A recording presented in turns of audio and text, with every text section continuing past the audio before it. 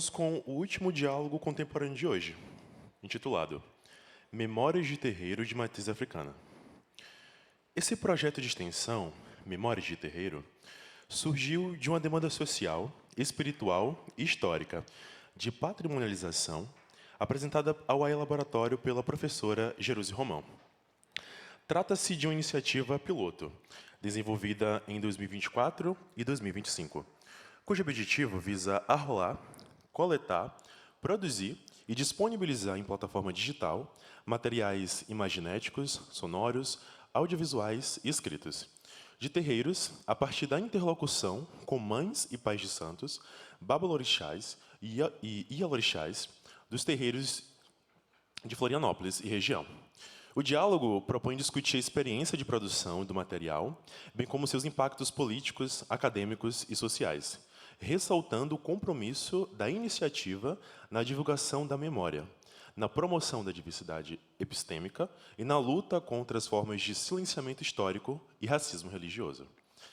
Para essa discussão, chamamos para subir ao palco Jerusi Maria Romão, escritora, educadora e professora aposentada, graduada em Pedagogia pela UDESC e mestre em Educação pela UFSC. Além disso, é uma presença marcante nos movimentos negros estaduais e nacionais. Em 2021, publicou o livro Antonieta de Barros, professora, escritora, jornalista, primeira deputada catarinense e negra do Brasil.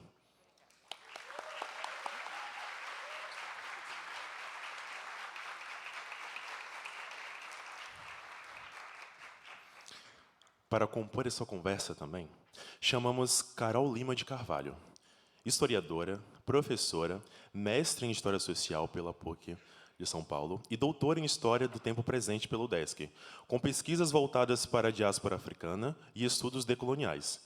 Atua no AI Laboratório e é vice-presidente da Associação de Mulheres Negras Antonieta de Barro. Fundou o Afropower e integra a coordenação da Marcha das Mulheres Negras em Santa Catarina.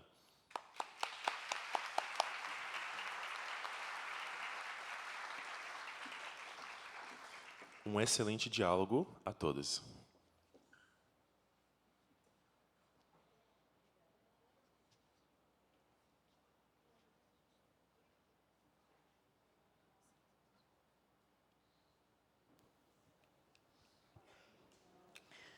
Boa noite.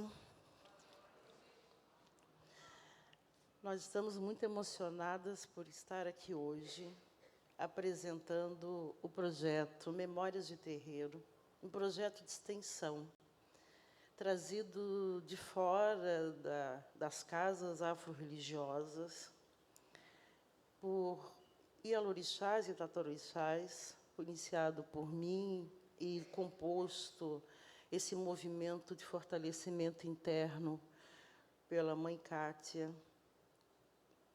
pai Giovanni, pai Luiz Pérez. Eu fico muito feliz de estar aqui hoje trazendo uma agenda nesse simpósio que é sobre Santa Catarina.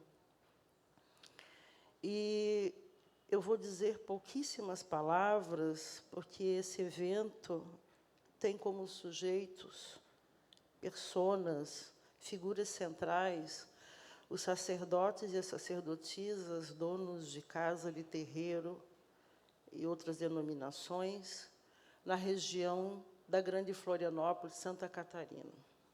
Me permitam rápidas palavras. Primeiro, saúdo os orixás do dia, minha mãe Ansã, pai Xangô, a eles eu peço bênção, proteção, e saúdo todas as coroas que estão aqui presentes, todos os orixás. Saúda todas as pessoas, independentes da sua fé religiosa, quem é de Amém, quem é de Aleluia, quem é de Saravá, quem é de Benção, quem é de Muquiú. Eu fui fazer a minha... Eu saúdo a quem acredite em si acima de qualquer coisa também. Peço bênção. E agradeço ao AIA, Laboratório de Estudos Pós-Coloniais e Decoloniais, na pessoa da professora Cláudia Mortari, que nos recebeu não só esse projeto, o projeto Memórias de Terreiro, e também o projeto de como se vê e como se lê as religiões de matriz africana nos jornais catarinenses. Não é? Porque nós entendemos, eu sou uma udesquiana, passei pelo NEAB, tive bolsistas, fui bolsistas e tive bolsistas, fui estagiário e tive estagiários, e entendo que o currículo que nós devemos apresentar em qualquer lugar de ensino é o currículo social e o currículo da vida. E o currículo que diz respeito à identidade das pessoas. Então, eu agradeço à professora Cláudia e agradeço à equipe, aos estudantes, que foram a todas as casas de santo, que estão aqui presentes, fazer as entrevistas, as interações, as mediações e os conhecimentos pessoais e coletivos. Muitas transformações vimos. Digo que o fato de sermos Santa Catarina, a menor população negra do país, vivendo em território eurocêntrico e bancocêntrico, isso não significa a nossa inexistência. Isso não significa que nós não existimos.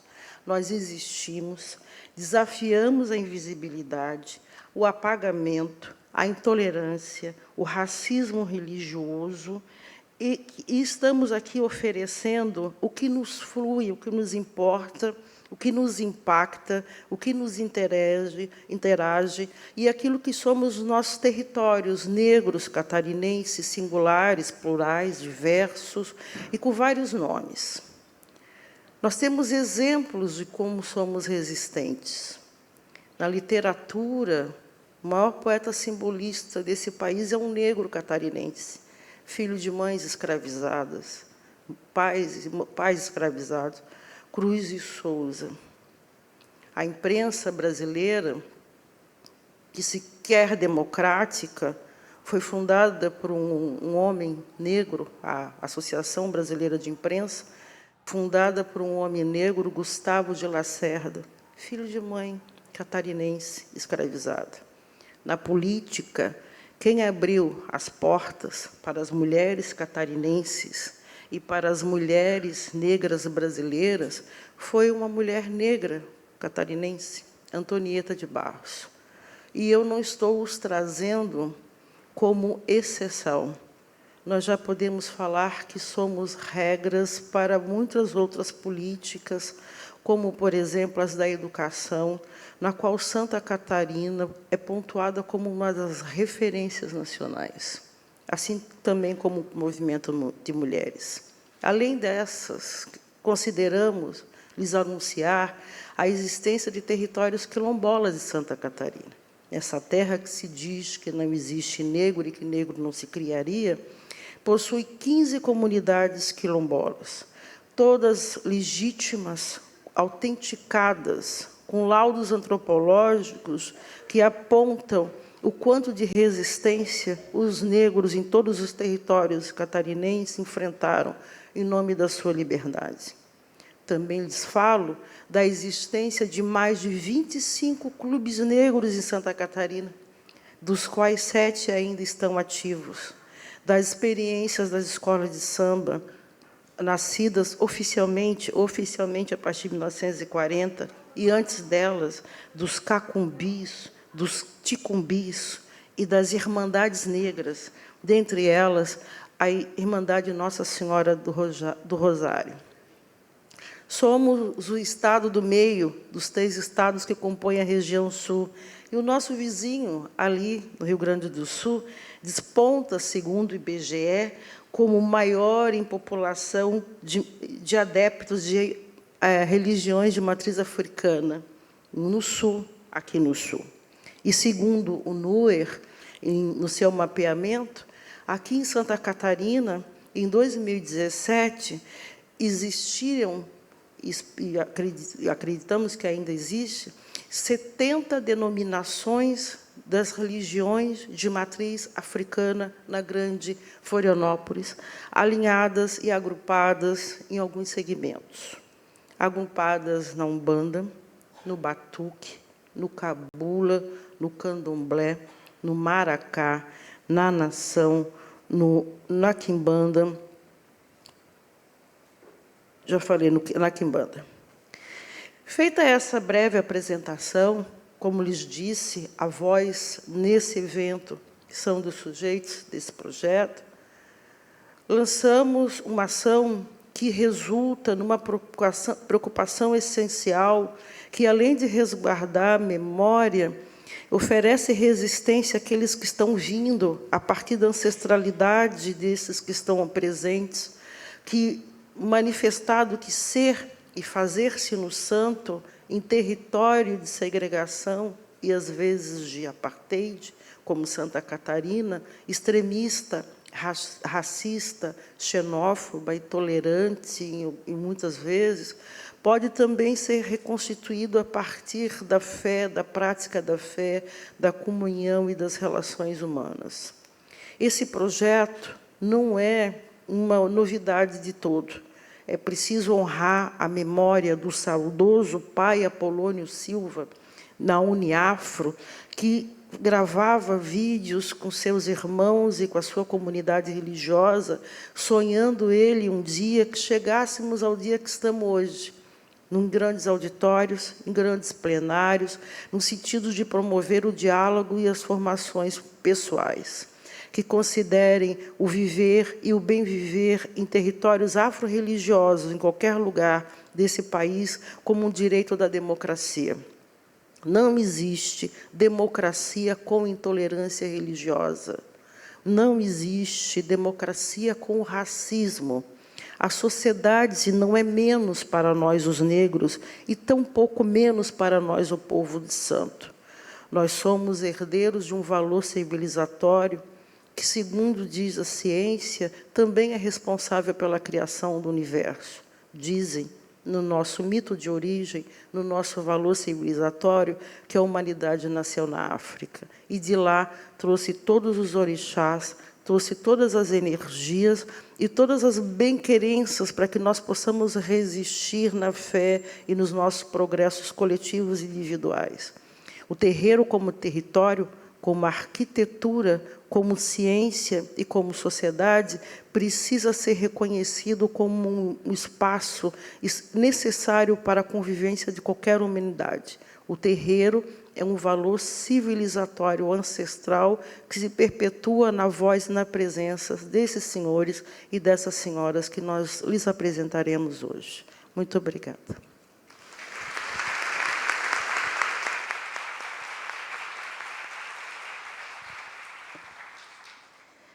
Boa noite a todas as pessoas. Inicialmente, também peço a bênção para os mais velhos, mais novos. Eu vou me autodescrever, sou uma mulher negra, estou usando vestido branco, com um cachecol caramelo, estou com colar dourado, umas contas de Oxalá, Iemanjá, Obaluaê, Logum Edé e Obá, e com brincos dourados e uma sandália caramelo. Também dizer que eu me chamo Carol Carvalho, sempre gosto de dizer que eu sou a bisneta da Geninha, a neta da Ada, da Zenair, a filha da Sônia Carvalho, a irmã da Thaís e da Laís, sou a tia e a Dindinha da Maitê Maquena. Então, quem me viu falar em outros momentos sabe que eu sempre coloco esse pertencimento feminino, familiar, que me constitui e que eu sei que a minha trajetória está acompanhada dessas mulheres. E aí sou professora de História, sou doutora em História e professora da Educação Básica do município de São José. E que hoje foi uma correria, estava em formação, vim para cá, enfim, é um movimento. E também dizer que faço parte do AIA, do Laboratório de Estudos Pós-Coloniais e Decoloniais, já mencionado, organizador desse evento. Tive a oportunidade de organizar em 2022, participar, apresentando trabalho em 2019, e agora, em 2023, a 25, aqui no palco. Está sendo uma experiência bem diferente, emocionante. E agradeço de terem colocado, então, essa responsabilidade de estar aqui com a professora Geruse, que é a minha referência, tanto, enfim, no campo acadêmico, mas também pessoal. É alguém que sempre está ali disposta a nos ajudar, a nos orientar. e é fundamental nesse nosso processo formativo. Dizer que eu sou uma pessoa escolhida pela espiritualidade, ainda me entendendo nesse universo, mas que essa aproximação com esse projeto, eu sei que não foi por acaso, e foi também um momento importante para eu me reconhecer e estar nesse processo também, que eu sei que é natural. Dizer também que eu estou bem alegre de poder estar aqui representando o nosso coletivo, de quem desenvolveu esse projeto dentro do AIA, né? E alegria, enfim, desse compromisso aí. E falar para vocês brevemente desse projeto de extensão, que é Memórias de Terreiro. Como já foi mencionado, ele vai emergir, né, de essa demanda social, acho que espiritual e política, e que nos provocou, além da escuta, a ação. E que nós, né, enfim, do AIA, acolhemos, então, com essa questão sensível, né, e respeitosa também, eu acho que é característica do AIA, que é um coletivo que entende, né, que o conhecimento ele deve considerar a preservação e a valorização das memórias africanas, negras e indígenas, e que esse conhecimento ele vai se dar em diferentes espaços, né, e aí respeitar essa pluralidade.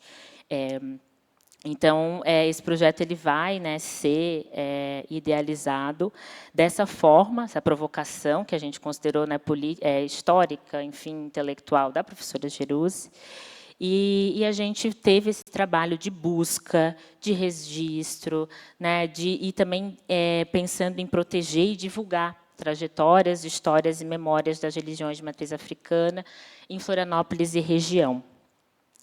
E aí a gente teve essa, né, ao lado, enfim, de mães e pais de santo, babalorixás e alorixás, construindo então esse patrimônio vivo, né, de saberes ancestrais, de cosmologias, né, que foram historicamente marginalizadas, invisibilizadas e silenciadas.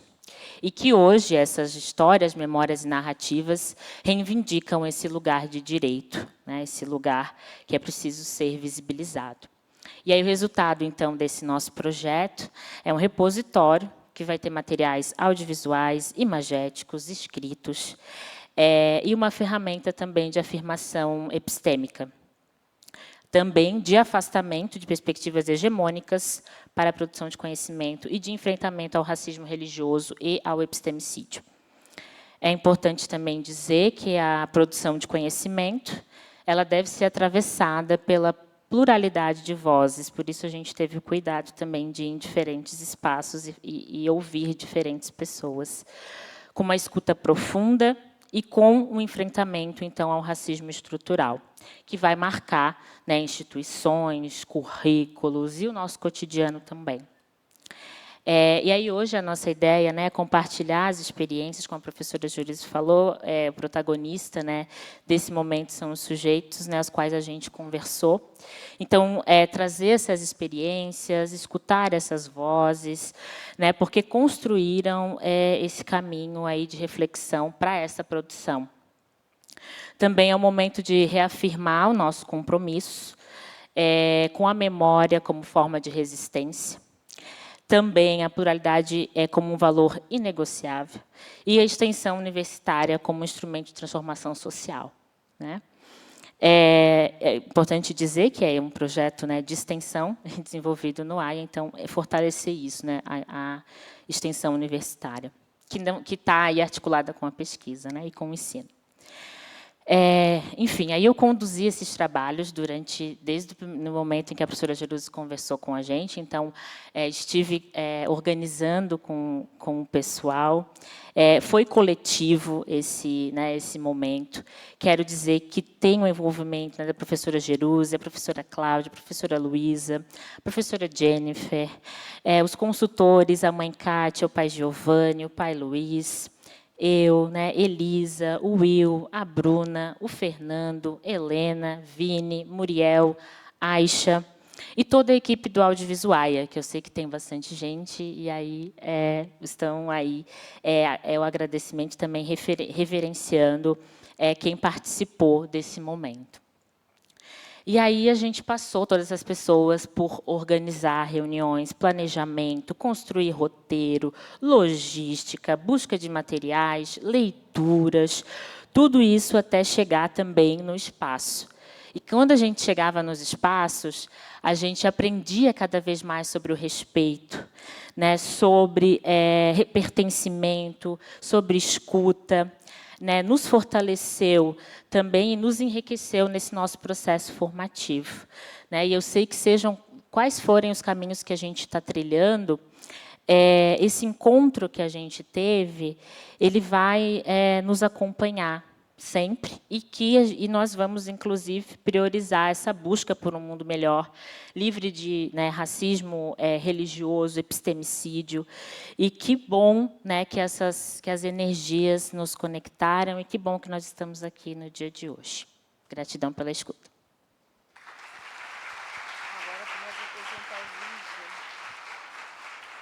Agora nós vamos apresentar o vídeo.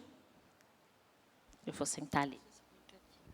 Nós vamos assistir com vocês o vídeo, porque nós temos pessoas com idade bastante avançada e optamos, então, de todos vermos o vídeo no auditório e depois os convidamos para fazer a fala aqui em cima, ok?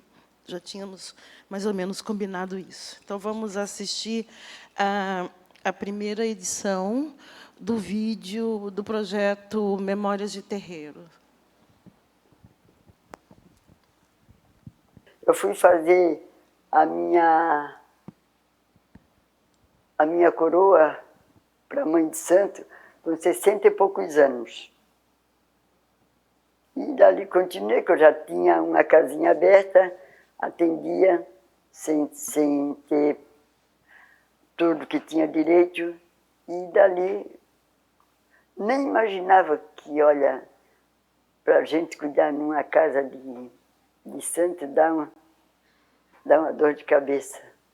Mas a gente, assim, na mesma hora que a coisa, a gente pede ajuda a eles, pede força a eles, e é o nosso Pai, e aí as coisas já, porque não é fácil, porque nem todo mundo, assim, pensa igual, age igual. Nem todo mundo acredita que as coisas não é como a gente quer. Não é como eles dizem, tem que dar tempo ao tempo, tudo no seu tempo. E quando eles querem de carreira, da noite para o dia ou do dia para a noite. Então isso sacode muito com a gente, que a gente quer entender todo mundo para estar sempre lá. Mas às vezes é difícil, às vezes é muito difícil. A raça negra, nós negros, não tínhamos condições de manter, porque manter a Umbanda acompanhando esse sistema. Ontem você queria acender uma vela na encruzilhada, você ia tranquila. Mesmo apesar de ser questionado, mas é tranquila. Hoje você corre o risco de acender uma vela na frente de uma casa. Você não tem como despachar fazer um despacho. Está faltando espaço. E com a entrada do capitalismo, houve essa possibilidade. Então houve essa alteração. E a Umbanda teve outro problema. Se a Umbanda continua assim como ela era, tá? Ela não tinha condições mesmo de sobreviver por causa da falta de espaço, a falta de comprometimento. A Umbanda de ontem você tinha que ser umbandista. E não era ser umbandista, você tinha que ser médium. Pouco conhecimento da própria religião não existia. Tá? Você tinha medo do umbandista. Ele provocava medo, provocava a revolta, provocava uma série de situações. Hoje você já sabe que você pode ser umbandista, você tem o direito de escolher. Eu acho que o nome Ialorixá Mãe de Santo é uma coisa forte para nós, para o nosso lado material. Porque é como o Adilson falou, assim, a gente não se sente como mãe de santo, se sente como a mãe carnal, dentro do ritual. Porque nós deixamos, dentro do ritual, mãe de santo, nós somos mais mãe dentro do ritual para os filhos de santo, no meu caso, do que eu sou mãe para os meus filhos carnal. Porque eu deixo muita coisa, não só eu, como o Alan, como o Adilson, a gente deixa muita coisa dentro da vida material da gente para se dedicar ao filho de santo. Para não deixar o filho de santo em falta, não deixar ele sem aquela resposta necessária de ser a mãe, a amiga, a conselheira, que a gente é mãe, é amiga, conselheira, é médico, é banco, é psicólogo, tudo a gente é para o filho de santo. Que às vezes eu não sou para o filho carnal meu, que graças a Deus, às vezes eles não precisam dessa parte minha. E o filho de santo precisa. E que nós, umbandistas, assim, temos assim, como é que eu falo assim, união, porque nós não temos união. A união, nós, umbandistas, né, era bem melhor se tivesse mais. O mundo é assim, né? Tanto faz aqui, como tem na igreja católica, como na universal. Sempre tem alguma coisa. Então, o povo nunca será unido, né, mãe Cátia? Então, o que eu desejo é fé, né? E que nós, umbandistas, sejam mais unidos, porque só assim, né, a gente precisa de ajuda um do outro. Iemanjá suspendeu o Ogã Antônio, que é filho do Otto, que é o Luponã aqui de casa, que é um Oiê, filho da Bianca. Ele tinha, na época, uns 5 anos. Tudo bem, né? Apresentou ele, Iemanjá suspendeu. Depois eu perguntei para ele, pai, por que o senhor acha que Iemanjá lhe escolheu como Ogã? Ele é assim, porque eu sou um anjo? Porque eu sou um anjo de vocês, eu sou um anjo de Iemanjá. Agora eu sou o pai de vocês.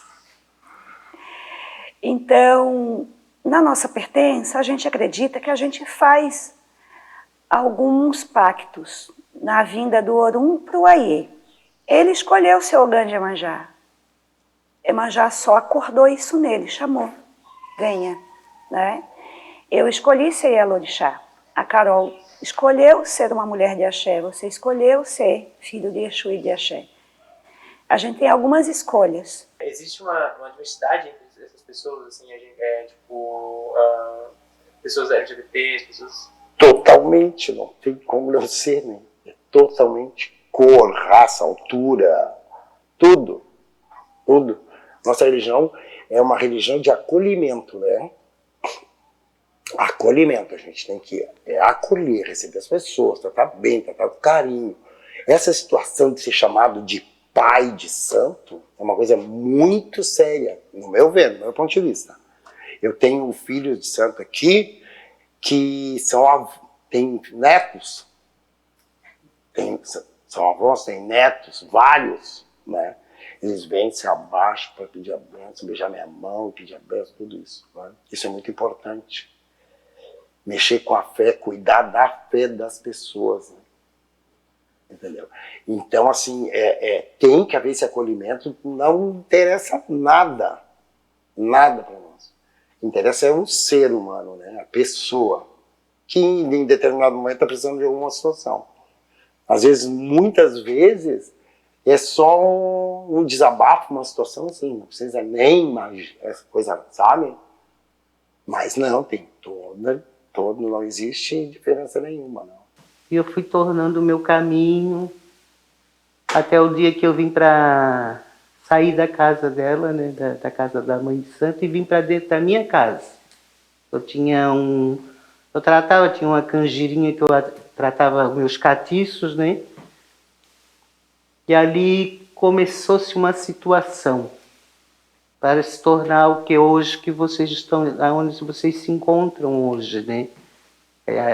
Até o Adilson estava frisando ali que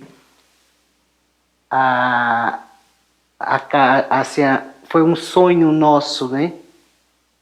Eu creio que foi uma parte que a espiritualidade quis, porque ninguém escolhe ter casa de santo, né? Hoje a gente vê muitas pessoas, eu quero ter, mas isso é uma coisa que a espiritualidade é que encaminha, que a espiritualidade pede, ela que bota no caminho, você vai ser dono de uma casa de santo.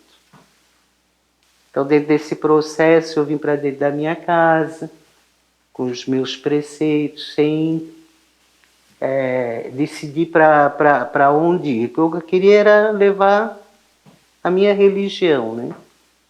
Meu sagrado. E a gente precisa muito disso, do governo estar com a gente. É muito difícil.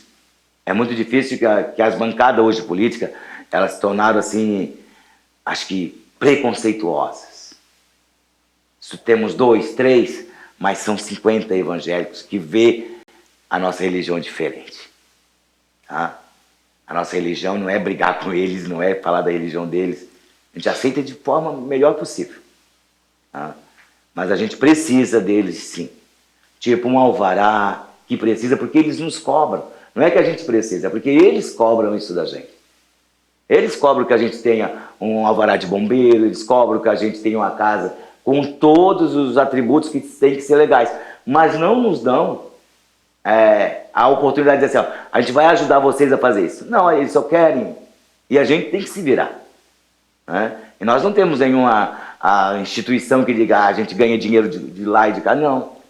Falava assim, pela discriminação da época, que a gente até passa a entender hoje, porque quando fala de terreiro de matriz africana, havia uma discriminação de quem não tinha o conhecimento. Hoje você passa a ter o conhecimento, passa a ter a leitura, a mídia te dá mais espaço ao conhecimento da pessoa, ao respeito. Né? Hoje você tem um respeito. E antigamente as pessoas tinham medo. Poxa, não passa ali, que a palavra era, tu é macumbeiro, não um bandista.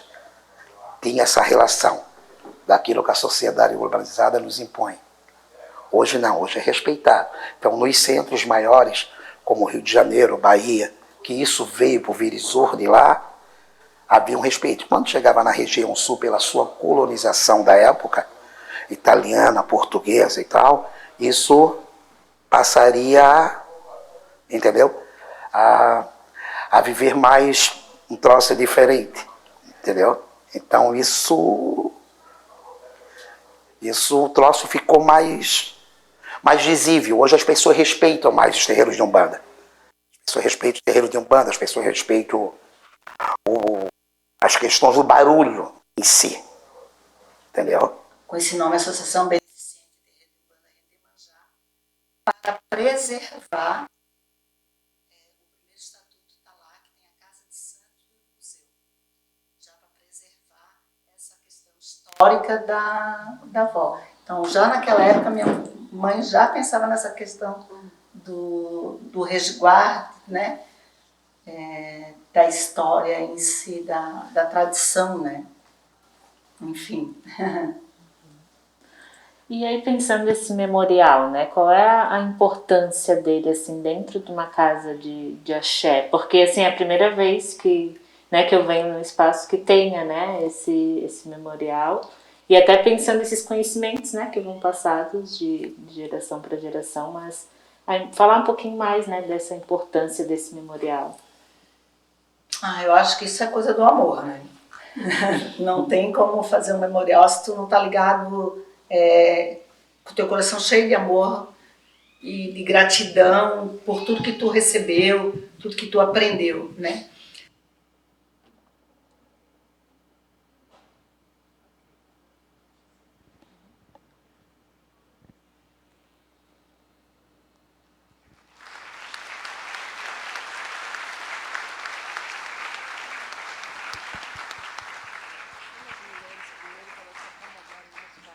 Tá bom. Agora a gente vai chamar os protagonistas desse audiovisual que a gente acabou de ver. Primeiro é a mãe de Santo Bete.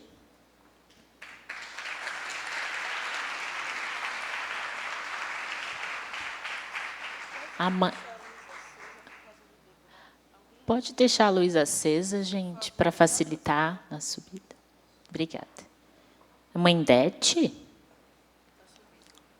Mãe Kátia. A mãe Dete é Ialorixá de Umbanda, tia Maria de Minas, do Morro do Mocotó. Mãe Cátia, ativista das causas da comunidade de Santo e por muitos anos zeladora da Casa Tenda Espiritualista Luz de Obolu, São José. Florianópolis, Tapera. Ah, é verdade. Florianópolis, gente, não é São José.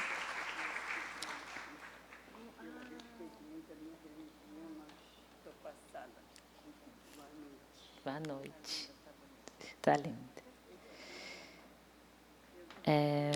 As mulheres, então, primeiro, Luciana, filha de mãe Olívia e sua representante no terreiro de Umbanda Cabocla Jurema. Olívia.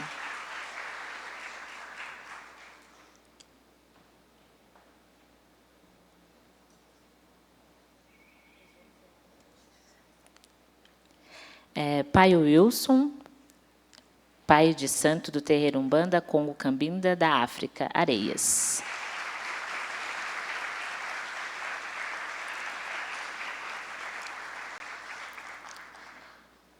Pai Adilson, pai de santo do terreiro Tenda Espírita Oxóssi Cachoeira, São José.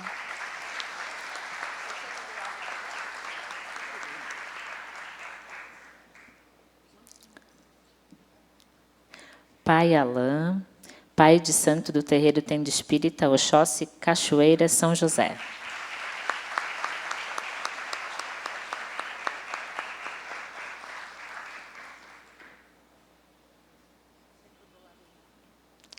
Por fim, Odelmi, pai de santo do candomblé Abaçá, de Gongoriba, Angola, São José.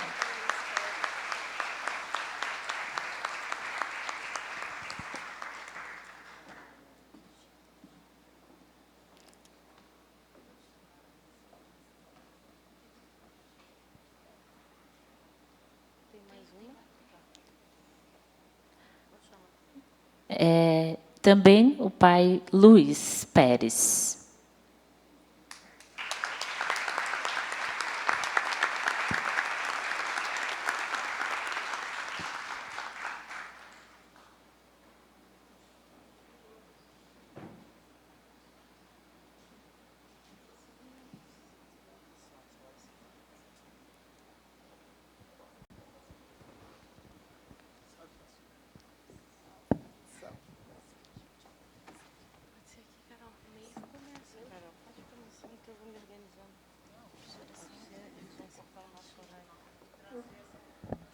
Posso fazer essa pergunta?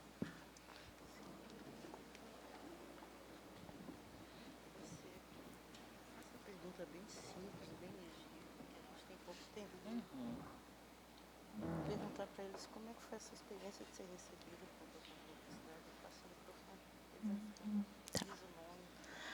a gente vai fazer uma pergunta, aí vocês falam, né, se apresentam e podem responder. A gente gostaria de saber como foi essa experiência de nos receber e o que vocês também pensam a respeito desse fortalecimento, né, da religião, qual é a importância disso e a importância também dessa preservação da memória.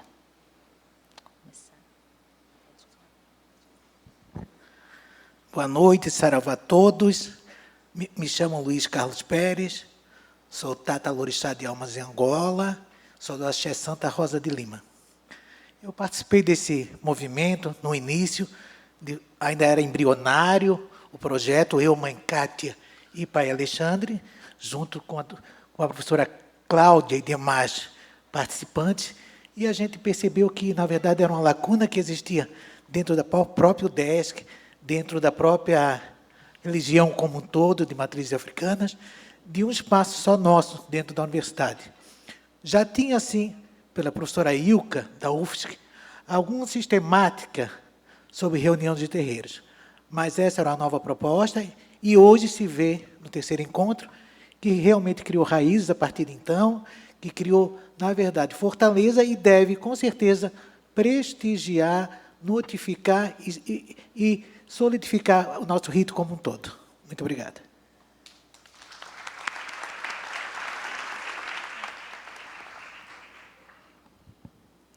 Boa noite a todos.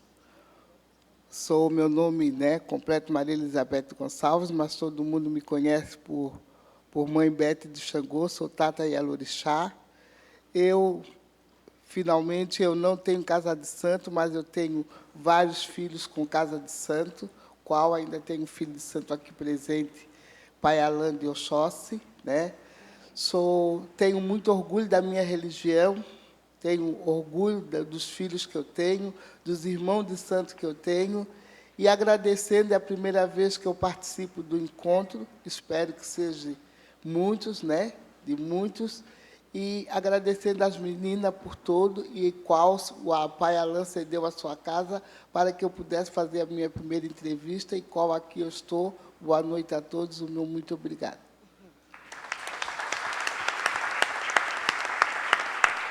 Mãe Bete. Boa noite a todos. Eu sou do Mocotó, tenho uma pequena casa lá. Para mim, a Umbanda é a minha religião. E eu respeito muito, até desculpa que eu vim assim, porque não me falaram que era para mim vir de branco. E eu tenho comigo assim, a nossa religião é uma religião para fazer caridade. Então, eu conversei com a Mãe Bete na minha casa. Eu tenho tanto respeito à religião que, quando eu fiz a minha fitura, eu pedi para o meu pai de santo, eu vou te fazer um pedido, tu me aceita? Ele disse, pode falar. O povo da minha casa praticamente é sobrinho, é neto. Eles podem, com o respeito, me continuar de chamar avó e mãe e tia Dete. Porque eu acho assim, a mãe é uma coisa de muito respeito. A mãe é uma só. E hoje eu vejo assim na Umbanda, e todos os terreiros, eles trocam de mãe e pai como de roupa. É verdade. Hoje eles estão numa Mãe Dete, amanhã estão na Mãe Maria. E assim, então, é muita mãe. Que pai a gente sabe que é vários, mas a mãe não. Então, eu te agradeço de não... Na minha casa, ninguém me chama de Mãe Dete. É tia Dete, é vó, porque eu já sou vó, bisavó, tataravó, com a graça de Deus. Então, é isso assim. E o que nós temos que fazer é a nossa união. A gente tem que estar unido, não separar. E é que a gente vê muito assim, é aquela... E ter assim, aquela paz, aquela união para assim, a nossa Umbanda crescer, levar assim, aquela bandeira da nossa religião.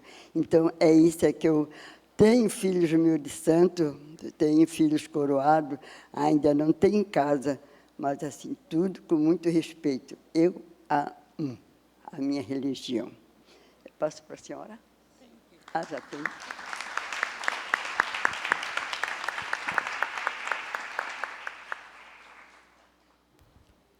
Boa noite. Saravá, salve nossos anjos da guarda, pensam aos mais velhos. Talvez eu tenha poucos mais velhos aqui hoje. Não é, madrinha? O que eu senti quando a UDESC esteve lá em casa fazendo a entrevista? Muito orgulho. Né? A gente fez um trabalho demonstrando todo um território sagrado que foi cultivado desde 1972, lá na Praia da Tapera. O vídeo saiu de São José, mas o terreiro na casa, lá na Praia da Tapera. E, na época, eu estava com muita preocupação, porque a gente está se desfazendo desse território sagrado por uma questão, enfim, familiar. E veio vindo na memória muita coisa que tem da minha família. Eu nasci, essa semana, ou semana próxima, não sei, nesse mês de setembro, eu estou completando 37 anos só de Yalorixá. Eu entrei em Almas Angola em 1983, mas eu nasci já dentro da Umbanda. Minha avó tem uma casa de Umbanda desde 1952, e existe uma ata na Federação Espírita Catarinense que prova a iniciação da casa dela em Umbanda. Então, eu passei por muita coisa, né? Quando tu nasce, tu vivencia como pivete, lá como criança, né? Rato de roncó, como a gente diz. Então, tu acompanha muita coisa. E depois, minha mãe, quando minha avó faleceu em 1980, nas 7 linhas, minha mãe foi para Almas Angola em 82, ela fez a feitura dela em 82 para fazer um fundamento. E eu fiquei olhando que eu tinha muita coisa que era da minha avó, muita coisa da minha mãe, e eu dizia, o que eu vou fazer com um monte de coisa disso? Tudo coisa sagrada, né? E essa ida deles me dá uma conotação da necessidade, e daí eu pego aqui a palavra da mãe Olívia, que diz que falta uma união, é da gente poder ter um espaço para ter um museu das coisas antigas do santo, porque a gente... Já muitas mães de santo mais antigas e pais de santo se foram, e muitos objetos sagrados foram desfeitos, e coisas que a gente podia ter nesse museu, né? Eu tenho uma saia de santo guardada, e outro dia os próprios estudantes da UDESC, da área de modas, foram lá olhar como é que eu fazia guardar aquelas peças que são muito antigas, para não deteriorizar, e foram lá para me trazer instruções de onde que foi botar aquela saia toda de pena, né? Um penacho de 1960, de caboclo, que eu jamais usaria o penacho do Paituri, né? Assim como jamais utilizaria alguma coisa da Vó Sofia, mas tem esses objetos, onde que a gente vai botar, né, Pai Wilson? Onde se vai? Então, para mim, a entrada da UDESC nessa entrevista que foi lá em casa e filmou todo o nosso território sagrado e os espaços de ervas e a gruta que foi feita lá para a Mamãe Oxum. Então, para mim, isso foi de grandeza, né? E eu ainda faço aqui um convite a todos aqueles que têm alguma coisa, alguma história, né? Porque eu aprendi que todo dia a gente faz uma história. E hoje a gente está fazendo uma história também aqui nesse dia. E os nossos antepassados também fizeram história. E a história, o que é importante é a gente manter isso vivo para quem vem no futuro. E quem vem no futuro vai estar o quê? Tudo despachado? Não, né? Minha mãe dizia assim, eu não quero que despache algumas coisas minhas, e ela pontuou o que ela não queria.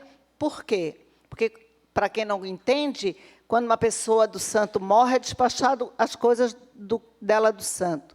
E ela diz, a Oxum de mãe menininha do Cantuá ainda está lá sendo cultivada. Por que eu vou despachar a minha Iemanjá? Não quero isso.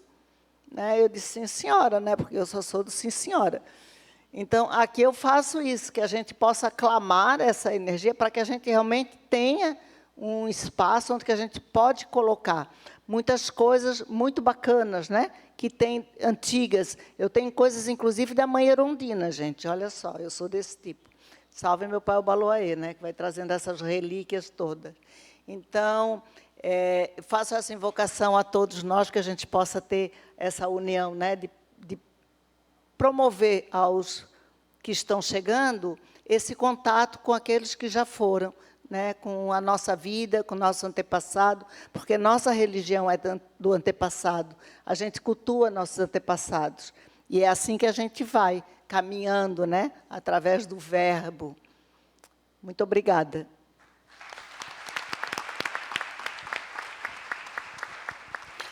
Boa noite, meu nome é Luciana, eu estou representando a Tata Lorixá, Mãe Olívia de Inhaçã, da Tenda Espírita Cabocla Jurema. Eu estou no terreiro há 28 anos, eu entrei para ajudá-la, né, eu sou cambone, mas permaneci não por ela, por gostar e por amar as entidades, e durante muito tempo eu me cobrava o porquê de não ter sido escolhida para ser uma média girante. E isso, durante muitos anos, me frustrou muito, porque eu achava muito lindo. E hoje eu agradeço por não ser média girante, por poder, eu digo que eu sou escrava das entidades, mas eu amo zelar por elas, eu amo atender as entidades, e sempre separei um médio de entidade, e hoje eu agradeço muito por ter esse dom de cambonar, porque nem todo mundo, cambonar não é para todo mundo, não adianta querer ser cambone, assim como não adianta querer ser ogã, que não é para todo mundo, realmente tem que ter um dom. E hoje eu permaneço por amar as entidades, por amar os orixás. E como a mãe Olívia falou realmente ali na entrevista, eu acho que o que falta muito nas religiões, em todos os nossos rituais, né? O nosso é de Almas em Angola, o que falta muito é a união para cobrar mais, né, das dificuldades que nós temos com relação a um despacho que a gente não tem um local exato para despachar, um local que a gente possa fazer um evento como esse. E eu participei da entrevista no final, quando a mãe Kátia foi lá no terreiro com as estudantes, e eu achei muito válido, porque eu acredito que elas, a maioria, não são de terreiro, e, com isso, em cada terreiro que elas passaram, elas puderam até cair por terra todo o misticismo que tinha, que macumba, que terreiro, que as religiões são voltadas para fazer o mal, e não é. Né? O nosso terreiro, acredito que 99% é voltado para a caridade. Esse é o elo que tem entre a entidade e os consulentes, né? Que, assim, nesse elo da caridade, eu acho que a gratificação, e ali a gente consegue fazer com que a raiz dos nossos ancestrais permaneçam. Essa caridade, através dos banhos, através das benzeduras, dos passes. E é nesse lado, voltado para esse lado, que a maioria dos terreiros são. Óbvio que não existe religião ruim, existe gente ruim dentro da religião. Então, eu acho que, com essa entrevista, com esse terceiro encontro, eu acredito que muita gente hoje já vê a religião de matriz africana, vê o ritual de Almas em Angola, vê a Umbanda, vê todos os rituais, né? Vê de uma maneira diferente, vê de uma forma diferente, né? Vê que realmente é voltado para fazer a caridade para o povo, para auxiliar como alguns entrevistados aqui falaram, às vezes não precisa nem de um atendimento com a entidade. Às vezes é só um acolhimento, uma palavra que estava precisando e que encontrou ali naquela casa com aquele sacerdote que já tem o dom, né, iluminado ali pelas entidades e pelos orixás, que vão saber falar o que precisa ser falado naquele momento. Então, acredito que esse encontro é muito válido, e eu fiquei bem feliz de ter participado, e espero que venham muitos outros e que a gente possa participar dos futuros também. Obrigada.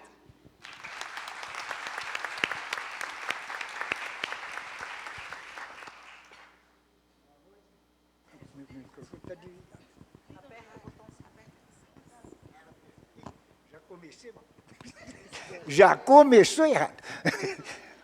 Boa noite, gente. Meu nome é Ilson de Xangô, sou zelador do Centro de Umbanda Vovô Congo Cambinda da África, lá no loteamento Nadélia, no bairro Areias, em São José. É uma honra participar. Meu saravá a todos vocês, meu respeito, minha bênção a todos vocês. Prazer, dona Roberta. Quanto tempo que eu não lhe vejo, né? E é um prazer estar aqui. Falar de Umbanda, eu sou meio falador, vou ter que ter como ele diz, tirado, mas não vou falar muito, não. Falar de Umbanda, para mim, é falar do meu mundo. Umbanda é mundo. Não é Umbanda que é ruim. Não. As pessoas é que são ruins. Os nossos inimigos, eles são inimigos por ignorância, porque não nos conhecem, sabe? É muito fácil nós falarmos de intolerância, dificuldades, quando nós mesmos que produzimos essa intolerância. Um grande problema nosso É nós mesmos. A nossa falta de empatia, a falta de caridade, a falta de consideração, de respeito e de amor. Nós juntamos tudo quando, de repente, não lutamos por aquilo que é interessado. Nós não sabemos se unir. Não sabemos nos respeitar. O ego, a vaidade, a arrogância. Por que não dizer a ganância também? Tudo isso contribui. Se nós queremos chegar em algum lugar, vamos ter que aprender a falar português. Vamos ter que aprender a respeitar a individualidade de cada um. Mas quando chegarmos na hora de nós entrarmos, vamos juntar. A Umbanda é a única religião que ela se dispersa. Cada um entra para as suas casas, batendo palma quando a casa é apedrejada, dando risada com a desgraça alheia. E se esquece que, separado, não chegamos a lugar nenhum. É preciso que nós, umbandistas, eu vou morrer dizendo isso aí toda a vida, é preciso que nós, umbandistas, aprendamos a falar português. A forma que o pai Alan faz é dele, ele aprendeu, eu tenho que respeitar a fórmula dele. Mas nem por isso ele é melhor do que eu, nem eu sou melhor do que ele. Eu não entendo o trabalho do senhor. Tá bom, eu vou tentar aprender. E se eu não quiser aprender, eu vou lhe respeitar. Assim como eu falo sempre com respeito, a falta de empatia entre nós é tão grande que nós não respeitamos o trabalho do outro. Um filho de santo da mãe Bete entra lá na casa, na minha casa, eu tenho que fazer tudo de novo porque ela fez errado. Que religião é essa? A mãe Bete ela gastou tempo, ela gastou energia, ela se dedicou. Ela fez como ela sabia. Eu tenho a obrigação de respeitar o trabalho dela. E isso que falta para nós. Chega. Boa noite, obrigado.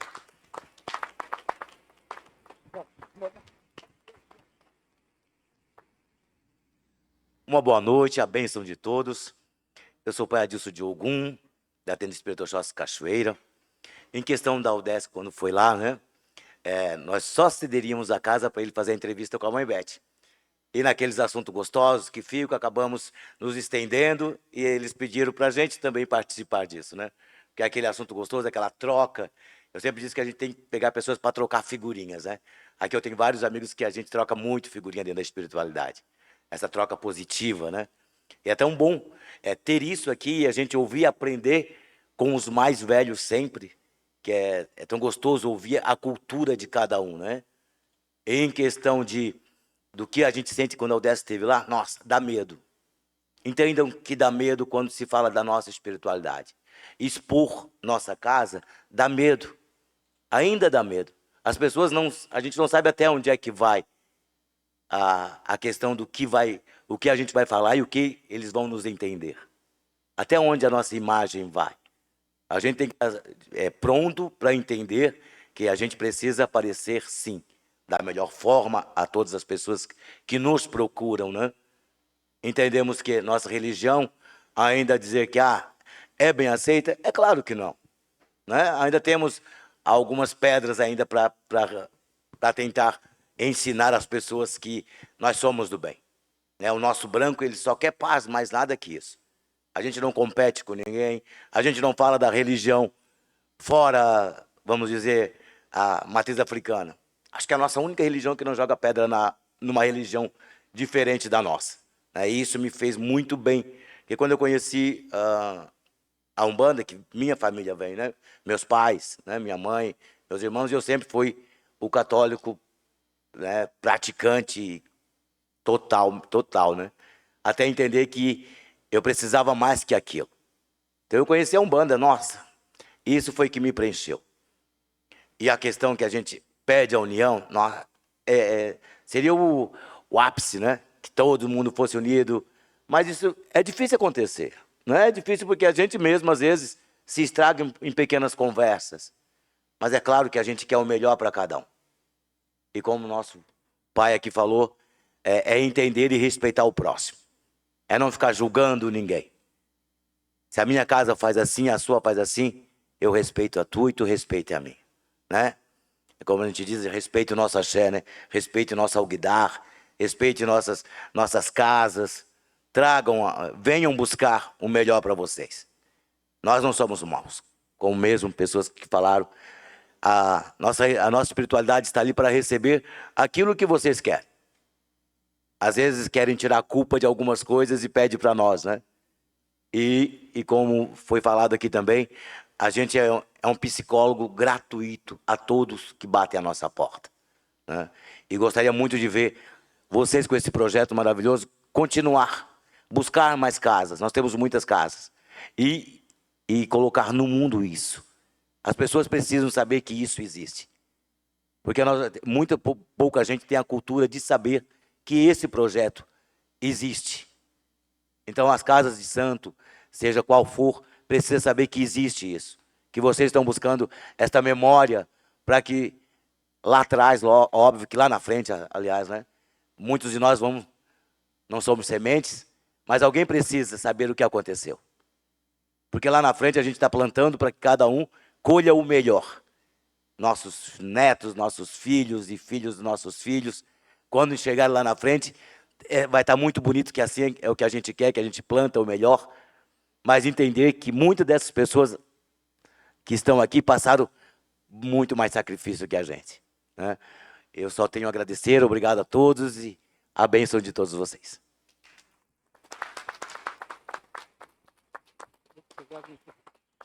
Bom, gente, uma boa noite a todos, né? A bênção dos mais velhos, dos mais novos.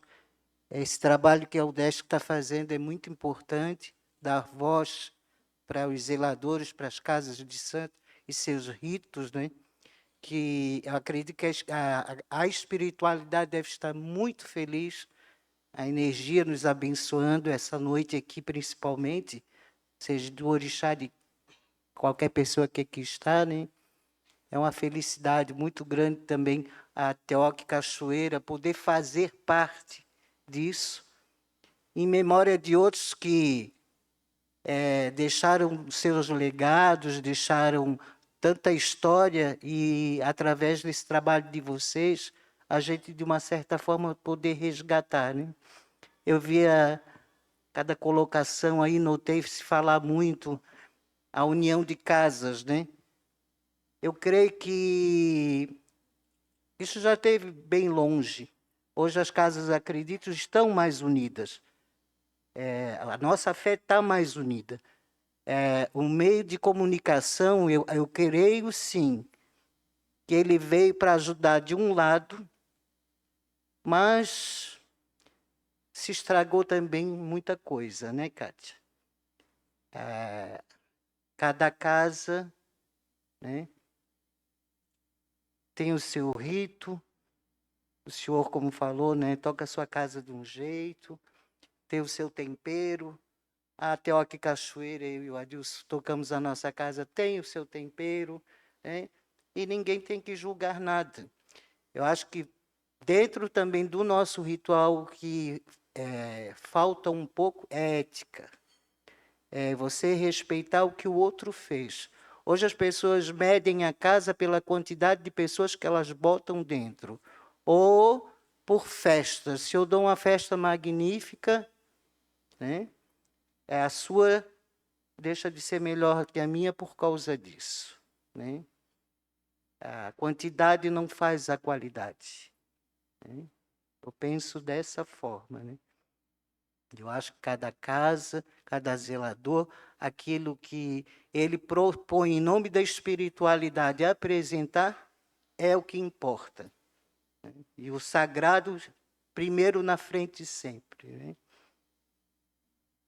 E eu acredito também, dentro da caminhada da gente, a preocupação hoje é como será para os novos que estão chegando, né?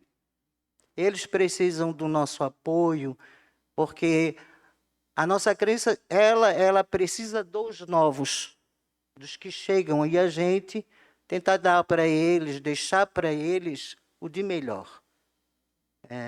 Nós estamos tentando, é o que eu penso, né? A nossa parte nós estamos fazendo, né? E em memória daqueles que também nos deixaram, né? Tanta coisa boa, né? Eu creio que a gente está conseguindo. Boa noite a todos, mais uma vez. Obrigado. Estamos muito felizes de estar aqui, tá?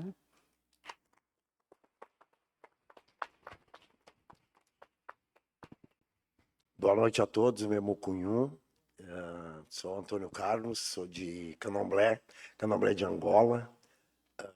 Minha casa é em São José, Abaçá de Oxóssi e Gogobira. Eu fui filho primeiro da mãe Marlene Teles, muita gente pode conhecer, né? Depois que ela faleceu, eu me tornei filho do pai Leco. E depois que faleceu, eu estou sozinho na caminhada agora. Mas assim, sem desistir, até porque ele me deixou um bilhete, não é uma carta, não é nada, é um bilhete, pedindo que eu levasse em frente, né? Tenho feito o que eu posso, aprendi muito com ele, ele foi uma pessoa especial, como a mãe Marlene também. E eu acho interessante essa situação de que as pessoas conheçam quem estava atrás de nós, que não fomos nós que trouxemos até aqui. Nós estamos aqui hoje, mas tiveram as pessoas que abriram as portas, que lutaram, que sofreram.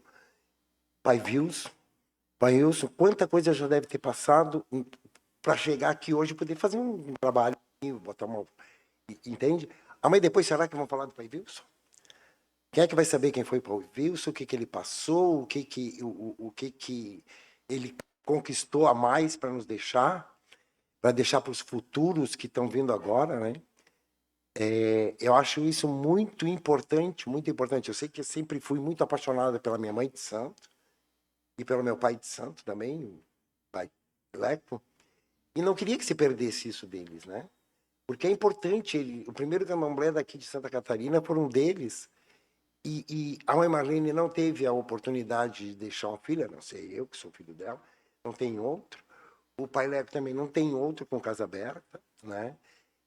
E assim, é muito frágil como é que se diz, o esquecimento do nosso povo, que nos trouxe até aqui. Com o pai Leco, eu fui para o Rio, eu fui para Porto Alegre, eu fui para vários estados, como é que se diz? Em eventos, me mostrou como caminhar, como ver a religião, o que fazer, o que se pode fazer. Acho a ideia da mãe Cátia maravilhosa, de mostrar, tem um ali, ó, esse era o pai Leco, essa era a mãe Marlene, e esse era o pai Wilson, é o pai Wilson, entendeu? Porque o esquecimento deles é triste, né? É muito triste. A pessoa passar a lutar, porque não é fácil a luta, não é fácil a luta. Hoje a gente tem uma vida maravilhosa dentro da religião. Maravilhosa dentro da religião. Alguns percalços, algumas coisas que nos faltam, mas eu acho que essa situação de memórias de terreiros é maravilhosa nesse sentido também. Resgatar todos esses, Mãe Malvina, um museu com nossos antepassados vai ficar maravilhoso. Parabéns pela sua ideia. Acho que a gente devia todos acolher e tentar fazer com que isso realmente acontecesse. Isso é a memória do nosso povo que nos trouxe aqui com luta, com muita batalha, que não foi fácil. Eu sou filho de... Meu pai e minha mãe carnal eram de Umbanda também. Então, nasci dentro da religião, tem 64 anos, vivendo dentro dessa religião. E assim, ó, a casa que o meu pai e minha mãe começaram em Porto Alegre, na Umbanda, faz 70 anos esse ano. Então, quer dizer, tá lá a memória, já está no terceiro herdeiro da casa, e a gente tem muito documento, muita coisa lá. E seria maravilhoso aqui essa situação. Acho que esse projeto é um projeto maravilhoso, e espero que continue, né? E que se cresça, fortaleça, para que a gente tenha essa memória viva dos nossos antepassados. Boa noite a todos, Mucunhu. Obrigado.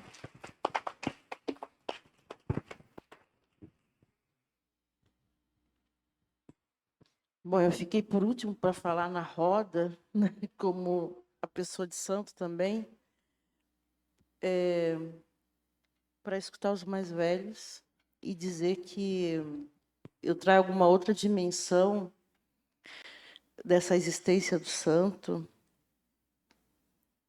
que foi militante do movimento negro, da academia, e quando eu fui chamada, a última da minha casa, mãe Beth conhece, mãe Kátia conhece, né? Minha mãe era filha da irmã dela, carnal, mãe Silvia de Xangô, que, por sua vez, era filha da mãe Malvina, né?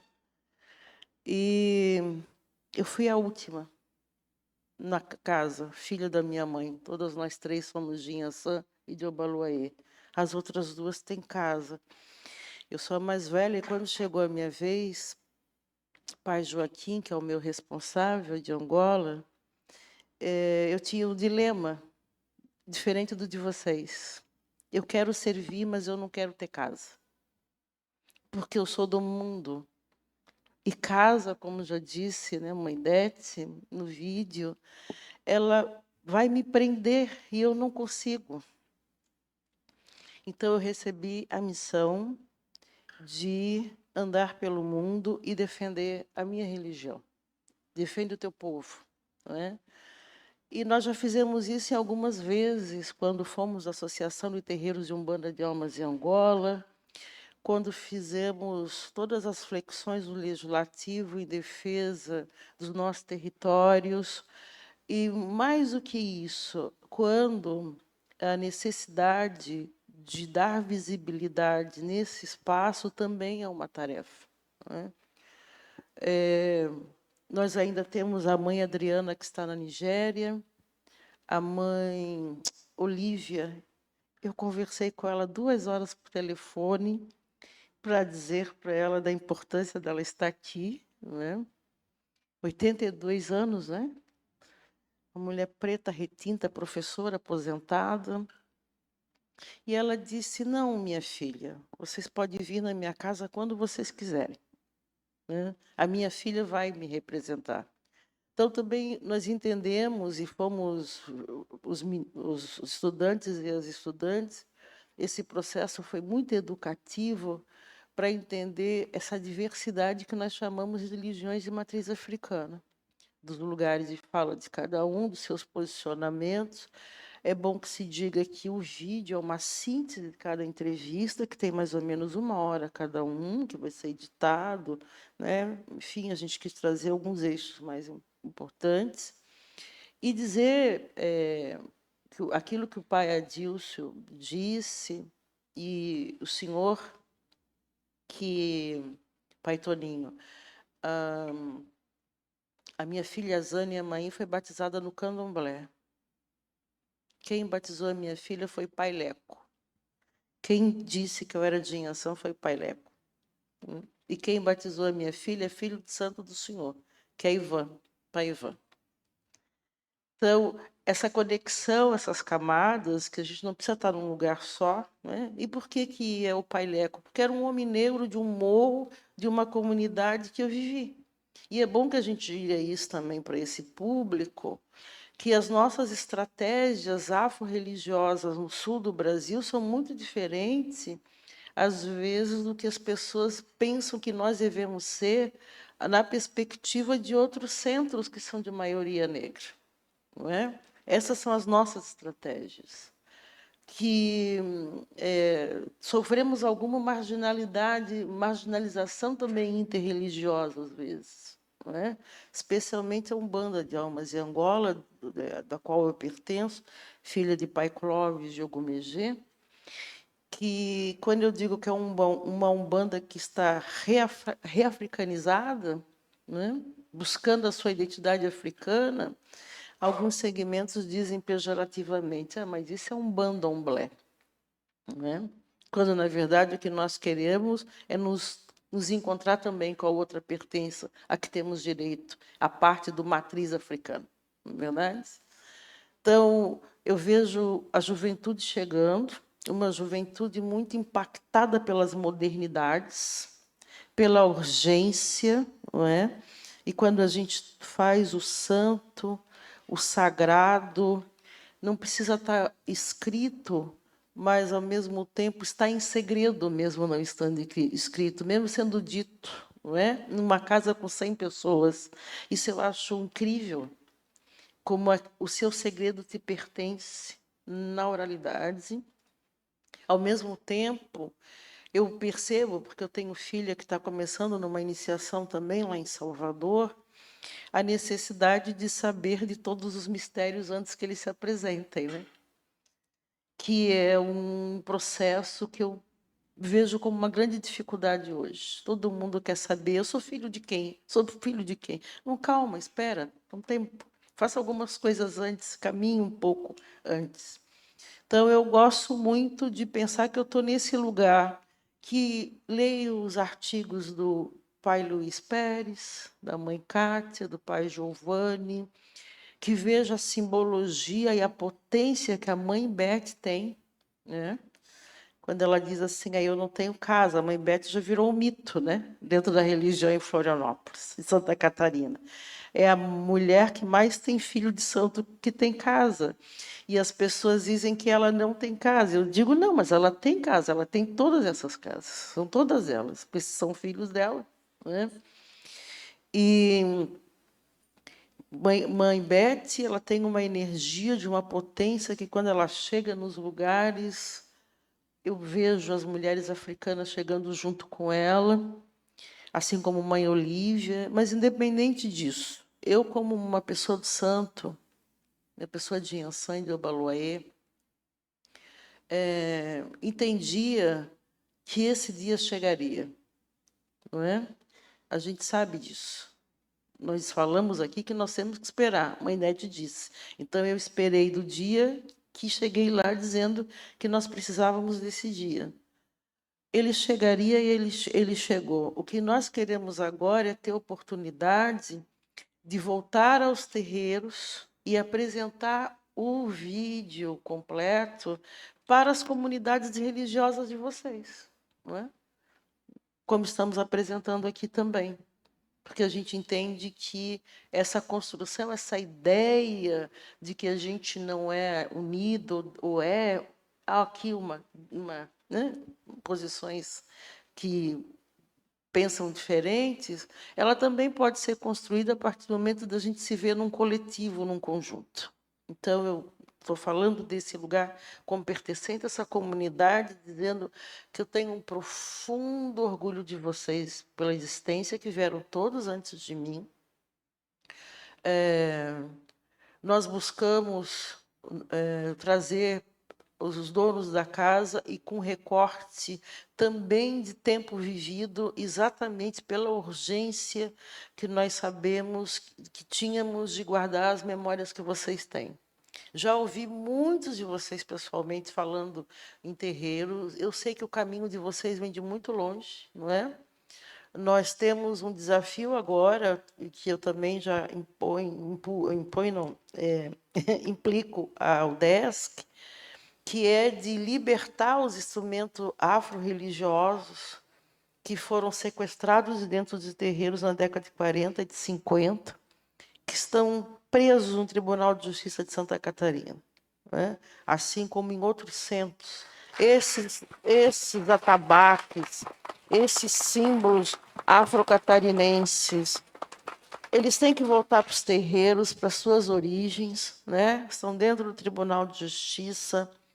A professora Cristiane Tramonte conta a narrativa da Yalorixá, que o terreiro é invadido pela polícia na Vila Aparecida, em que ela é colocada, incorporada com a cabocla dentro de um carro da polícia militar da época, que é submetida a ter que circular a Praça 15 como castigo. A cabocla se nega a subir, na época, né, o termo, e a cabocla caminha com ela e os filhos de santo todos atrás dela, não é? E quando ela chega na frente da catedral, ela faz um gesto de soltar uma flecha para cima, para o alto. E essa narrativa é uma narrativa que das mais me marcou sobre todas as histórias de violências que nós também vivemos. Pode estar um pouco melhor, mas ainda continua muito delicado no sentido da intolerância religiosa. E como disse o senhor, a cidade cresceu em torno dos nossos terreiros. Nós estávamos nos lugares que ninguém queria estar. O crescimento de Florianópolis, né, da cidade de São José, absurdamente, fez com que os condomínios chegassem até aos nossos lados. E eles estão se incomodando conosco, cobrando horário, cobrando silêncio, quando nós é que já estávamos lá primeiro. Então, desse lugar que eu estou falando, é um lugar que eu entendo de camadas, porque eu sou da Umbanda, né? Então, as camadas do que foi dito. É preciso ser umbandista e é preciso ser médio, porque é nesse lugar do médio que você assume as suas missões.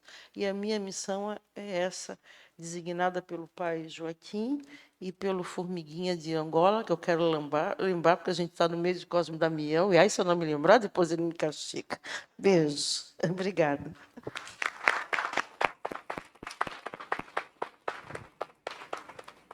Nós realizamos essa pergunta até para, enfim, reforçar como foi importante para nós esse processo de irmos até a casa de vocês, conversar com vocês, aprender e também agradecer a presença, né, a vinda aqui, dessa primeira vez que a gente apresenta o teaser, como a professora Jorise falou, né, um recorte de entrevistas longas, mas que também nos tocou muito e a gente entende também a importância da preservação dessa memória.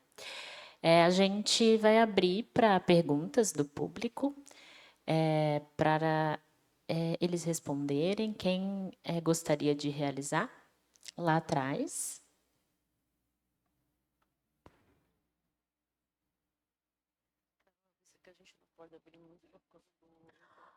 E a gente não consegue abrir para tantas perguntas por conta da próxima programação, né, que é a peça. Boa noite a todos. Acho que está meio baixinho. Boa noite a todos. Quero saudar os mais velhos e os mais jovens também, a todos aqui presentes. Meu nome é Juliana, eu venho do Instituto Federal do Rio Grande do Sul. Também sou uma mulher de terreiro, estava bastante ansiosa por esse momento, e eu quero inicialmente dizer que estou muito lisonjeada de estar aqui, de ter podido ouvir vocês. Eu fiz algumas anotações assim para chegar na minha pergunta, mas eu não vou me prolongar muito assim. Sobre as falas que vocês falaram ali, sobre a dificuldade em relação aos locais para fazer as oferendas e para fazer os nossos rituais, né? Eu também gostaria de comentar que lá eu venho da região da Serra Gaúcha, né, de Farroupilha. E embora também foi falado aqui, né, pela professora Gerise, que o Rio Grande do Sul é o lugar que mais tem, né, terreiros e uma população de religião de matriz africana muito grande, mas a gente também encontra essas dificuldades, porque é justamente isso, assim, a cidade foi invadindo os nossos espaços e a gente, né, não consegue mais para os nossos eventos anuais. A gente tem sempre lá na nossa casa, eu acredito que deva ter em todas, uma obrigação anual que a gente faz, né, na mata, né? Então a gente precisa de um lugar que tenha mata, que tenha água corrente, e a gente é muito difícil, porque todos os lugares têm dono, e os donos, mesmo que sejam lugares para locação, quando eles sabem para que eles se negam a alugar. Então a gente também passa por essas dificuldades, mas a gente tem conseguido alguns avanços a partir da organização, assim, da criação da ACUFA, que é a Associação Cultural Umbandista de Farroupilha, e a CONSUSG, que é o Conselho de Umbanda da Serra Gaúcha, e a gente minimamente tem conseguido alguns espaços assim, e também não podia deixar de comentar que tivemos assim um grande avanço, que a cidade de Caxias é um polo metal mecânico, né, de metalúrgico assim. Então a gente conseguiu que o Ogum é o orixá padroeiro da cidade. Então isso é uma coisa assim, até o nosso conhecimento ali na nossa região inédita, diante de toda o preconceito, enfim, e todas as coisas que a gente sofre. Então, essa realidade no Rio Grande do Sul não é muito diferente do que vocês relataram aqui. Mas a minha pergunta não é sobre isso. Eu estava meio tensa, será que eu falo, será que eu não falo? Mas é a professora Janise Geruíze falou um pouco sobre o que eu queria dizer. E a minha questão é sobre o embranquecimento da Umbanda. E quando eu falo no embranquecimento, não falo da presença de pessoas brancas na Umbanda, mas do apagamento da matriz africana e indígena, né? Porque a Umbanda é afro-indígena. Então, do apagamento das raízes africanas e indígenas para que ela seja melhor aceita pela sociedade. Eu não sei se essa é a realidade daqui, mas eu já ouvi inúmeras vezes o termo Umbanda branca, que aí a Umbanda branca ela é a menos pior. A Umbanda branca é aceita. Então, se existe uma Umbanda branca, supõe-se que existe uma outra que não é branca e que não é tão boa quanto. Que aí é a Umbanda que traz mais a matriz africana. E a professora falou muito bem sobre a questão do reafricanizar, que eu adorei o termo, eu até anotei aqui. Reafricanizar é trazer de volta para a Umbanda essa matriz africana que foi se perdendo ao longo do tempo. Obviamente, a gente entende o processo histórico, né, o sincretismo que foi necessário, mas até que ponto isso ainda hoje influencia? Eu não sei se essa é a realidade daqui, né, de vocês. Então, eu só gostaria de que, se pudesse, né, os pais e as mães que estão aqui presentes comentar um pouco sobre isso. Obrigada pela oportunidade.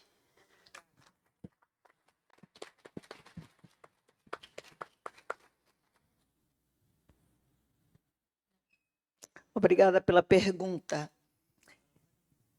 A gente se preocupa muito com esse embranquecimento, né? Eu penso que as pessoas estão muito preocupadas em ser cristã. Todo mundo tem que ser cristão. Todo mundo fica ouvindo na televisão as missas e os cultos evangélicos, e que só tem família quem é evangélico, só é gente boa quem é cristão, e o resto não serve para nada. E isso não é uma coisa da atualidade, isso é uma coisa que já vem de tempo. E nesse vem de tempo, a gente percebe muito em São Paulo a questão de retirar dos cultos, além de justificar e teoricamente todo o processo do orixá, mas tiram dos cultos toda a africanidade do orixá. Afinal, orixá de África, como que vai tirar os ritos africanos das tradições? E o que acontece? Quando eu fui começar a perceber isso, muitos anos depois, evidentemente, mas a minha avó era de 7 linhas, eu comentei aqui. 7 linhas não tinha os ritos africanos. Eles recebiam o orixá, a Inhaçã era a cabocla Inhaçã, a cabocla Oxum, a cabocla Iemanjá. Depois é que foi dando uma outra forma, que Iemanjá era Iemanjá, a cabocla era a cabocla, porque os espíritos indígenas foram afirmando a sua posição dentro da casa de santo, né, de como está atuando.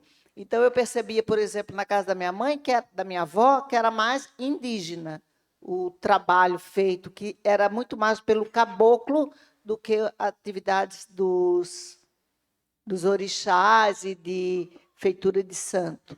Quando a minha mãe foi assentar a casa, ela não se sentia fortalecida com isso. E ela buscou Almas em Angola, porque Almas em Angola ela tem essa força africana, né? Ela sentiu o próprio Ogum dela, que determinou, inclusive, não foi uma coisa que veio da cabeça de minha mãe. O próprio Ogum Yara determinou que ela fosse iniciada na tradição que tinha essa força, né? Que é a força da africanidade no culto. Então, hoje, o que eu percebo na modernidade é todo mundo necessitando muito ser cristão. Então, se é cristão, eles não podem estar nas casas que têm ritos africanizados. E nada mais é para mim do que isso, um racismo. Simples, né, sem muito o que falar.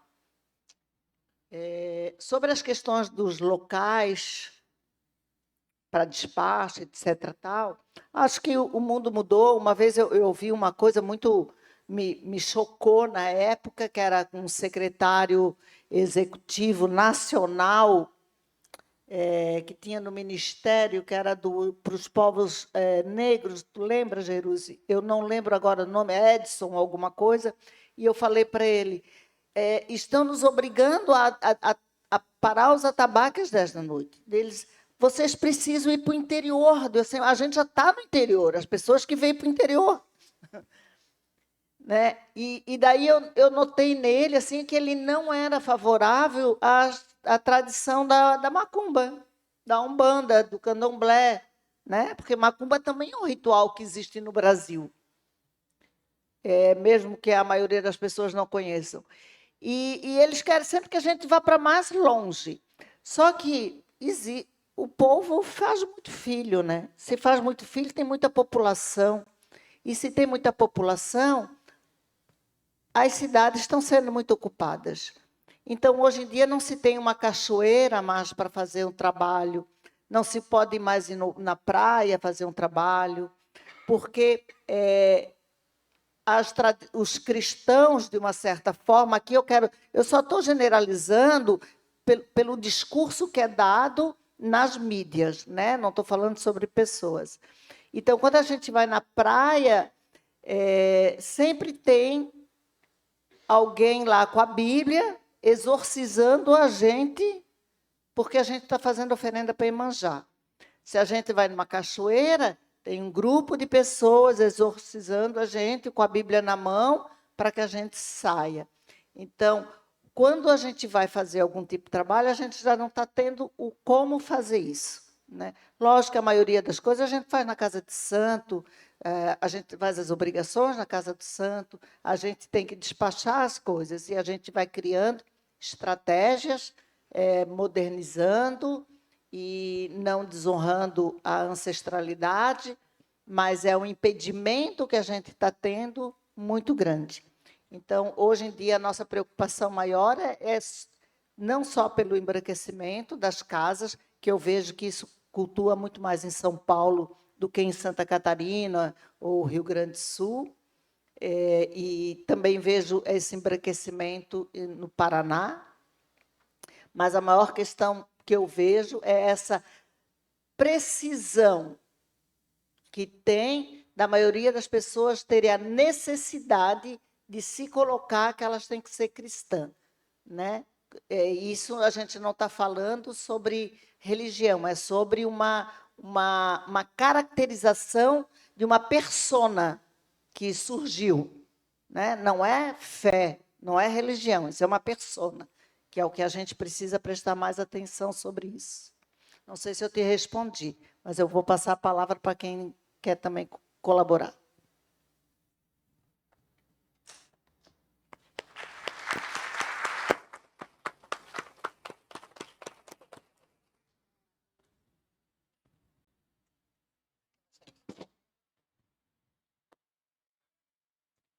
Mudando um pouco de assunto, eu vi todas as demandas que cada um proferiu a respeito da sua, o seu cotidiano, o seu dia a dia.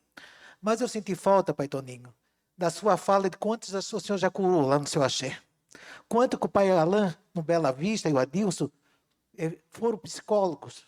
Quanto que o Pai Wilson foi lá com o seu preto velho, tirou de uma situação ruim. Quanto que a Mãe Olívia, com as suas obrigações, salvou vidas. Quantos que a Mãe Cátia, na Tapera, ou então dentro da tua, ouviu e registrou fatos. Mãe Dete, que eu peço a salva de palma, foi minha primeira mãe de santo e hoje é minha filhada, lá nos altos do Mocotó. Quantos que Mãe Dete, com a maravilhosa tia Maria, benzeu e curou pessoas daquele morro todo. Hoje ela é uma ativista, mas ela fez muita e faz muita caridade, mesmo com 80 e poucos anos. Quanto que a Mãe Bete escutou de nós todos os nossos lamentos, as nossas tristezas, quanto que o Pai Clóvis curou. E a gente não falou muito disso. A gente falou só dos nossos percalços, dos nossos problemas. Então, vamos ver. A casa de Umbanda também é uma casa de cura. A casa de Umbanda é uma casa de acolhimento e sempre vai ser, independente dos problemas internos, mas todos aqui têm histórias que valiam um livro, de tantas coisas boas, de tantas almas salvaram. Quantos pré-suicidas tiveram em nossas casas e que, entrando para o santo, olharam a vida com outro olhar, com outro caminho. Então, vamos ver isso com mais carinho. Essa parte é muito importante a gente relembrar e ressaltar. Muito obrigado.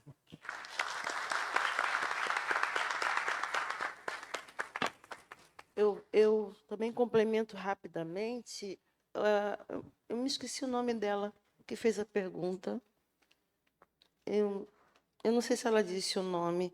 Bom, mas morando em Salvador... Juliana. Morando em Salvador, fica muito evidente que, para se discutir branqueamento ou não da Umbanda, eu estou falando no caso de Santa Catarina, é também preciso estudar os modos e o modelo, né,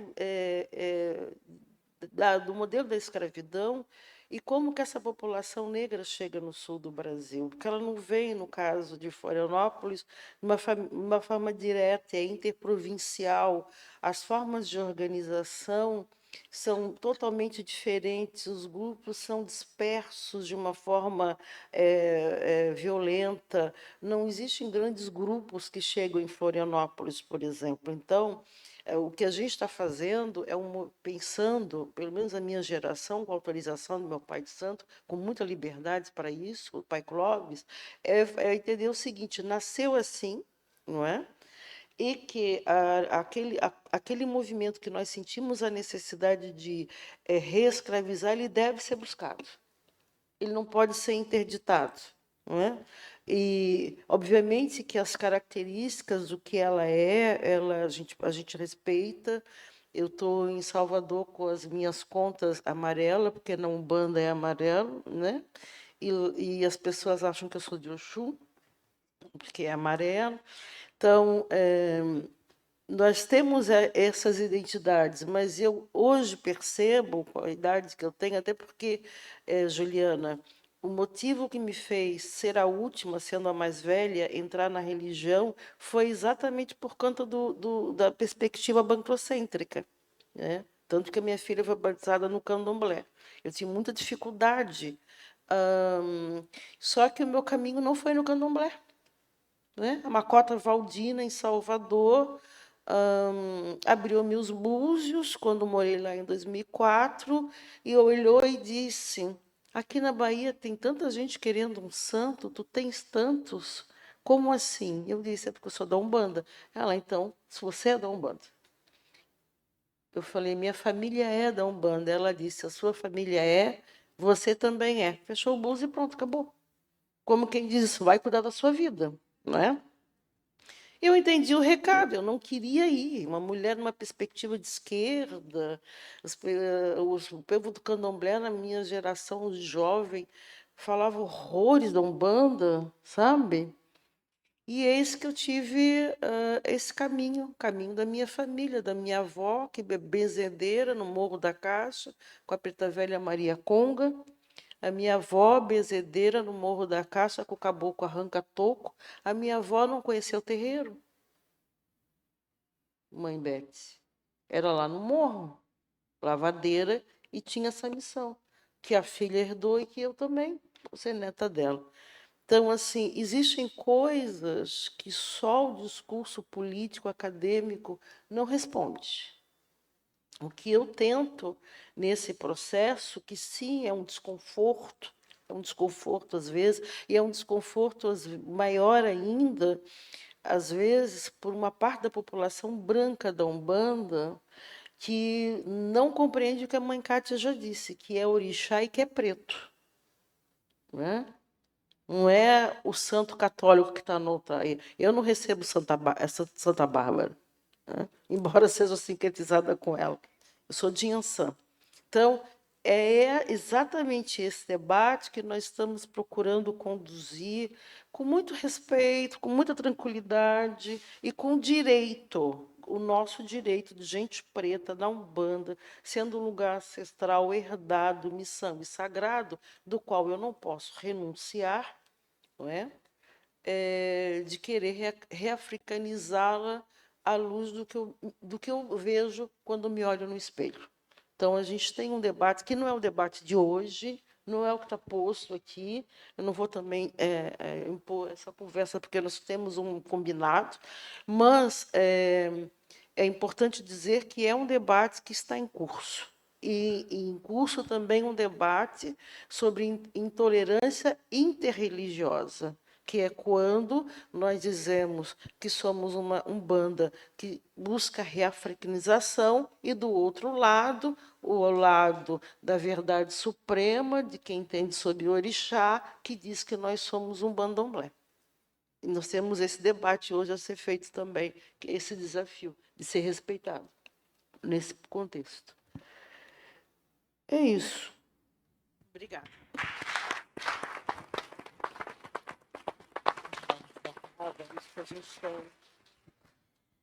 Gratidão pelas falas. Quero dizer que eu estou sentindo assim esse momento histórico, né? A gente ocupando esse lugar e estando falando sobre isso, né? Essa perspectiva, as nossas vozes, enfim, trajetórias e memórias vinculadas às religiões de matrizes africanas na Grande Florianópolis. E estou muito emocionada com isso. Eu imagino que quem está aqui também. Ouvindo e estamos tocados com tudo. Mais uma vez agradecemos a presença de todos e todas vocês, inclusive a acolhida, a recepção do projeto, a oportunidade de ouvir suas histórias e, em nome do AIA, em nome também de quem fez parte do projeto, nós agradecemos, né? Gratidão eterna. Também dizer que, para quem está aqui, e aí gratidão também pela vinda, pela escuta, por compartilhar esse momento conosco. E aí esperamos, né, que conseguimos aí ter evidenciado a experiência dessa produção, né, desse material. Dizer que o repositório, então, tem fotografias, né, disponibilizadas. Entendendo também que essa produção ela é um impacto político, social, acadêmico, que vai, né, inclusive, ressaltar a importância da divulgação dessa memória, dessas memórias, uma produção, né, diversidade epistêmica, então essa produção de conhecimento, e na luta também contra os silenciamentos e o racismo religioso. Nós gostaríamos de fazer um registro, mas chamar, né, as pessoas às quais eu já mencionei, e vou falar novamente, para subirem aqui ao palco, que Eu acho que a gente podia ficar já de pé. Isso, já pode ficar de pé. Nós vamos ficar de pé para tirar uma foto. E a Elisa, o Will, a Bruna, Fernando, Helena, Vini, Muriel, Aisha e quem está aí da equipe do audiovisual. Essa é a equipe que foi até os terreiros coletar as imagens, fazer as entrevistas. Quem mais, gente? Professora Cláudia está aí? A professora está na outra exposição. Né? Professora Cláudia, por favor, coordenadora do projeto AIA. O terreiro da Mãe Olívia trouxe 12 pessoas e alguns babalaôs e mães de santos também trouxeram pessoas dos seus terreiros. E eu gostaria de convidar essas pessoas para subir aqui também conosco. Terreiro da Mãe Olívia, Pai Alain. Gente, fica embaixo, venha. Venha. Venha, vocês chegam mais para cá. Vocês ficam mais para cá. As coisas ficam aqui assim também, isso, onde der. Aqui atrás também, gente, quem não puder se abaixar, tá? Professora Cláudia. Crianças aqui.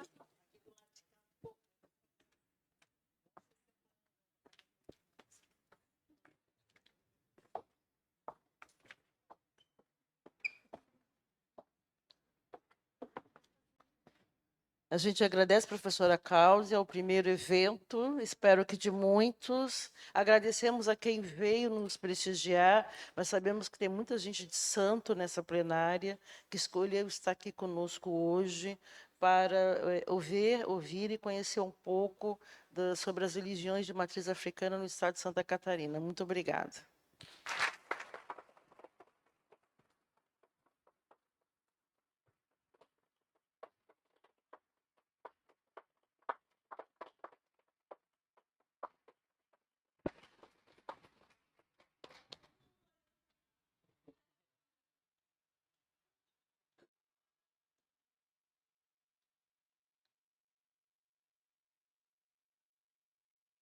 Obrigada.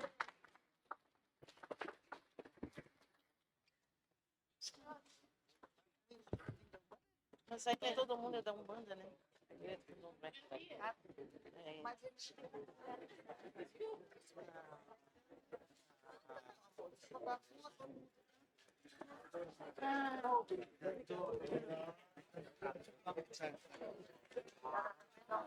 Gostaríamos de dar um anúncio bem breve. Amanhã, no diálogo Artes, Cânones e Patrimônios, vamos ter tradução